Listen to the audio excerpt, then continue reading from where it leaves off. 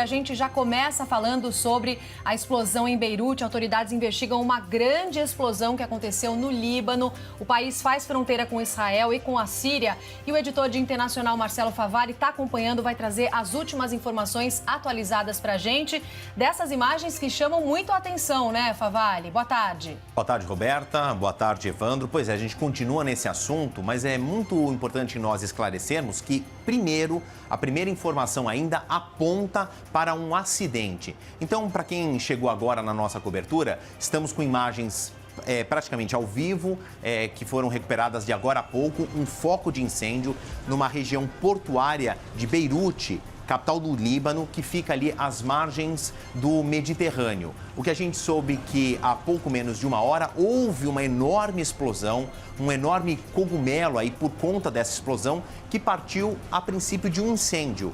As primeiras informações, que ainda carecem de uma confirmação oficial, apontam para o incêndio num depósito com uma enorme quantidade de produtos inflamáveis. Se fala num depósito, inclusive numa fábrica de fogos de artifício.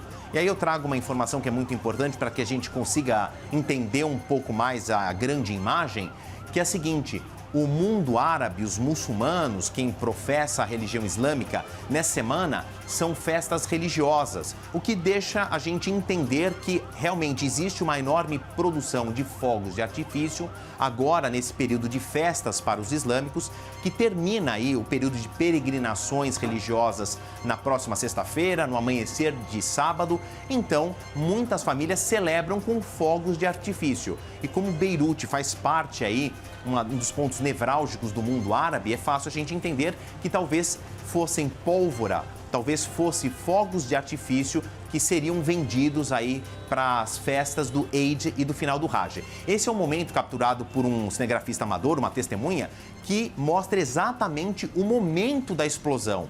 É, minimamente falando, impressionante o que a gente vê.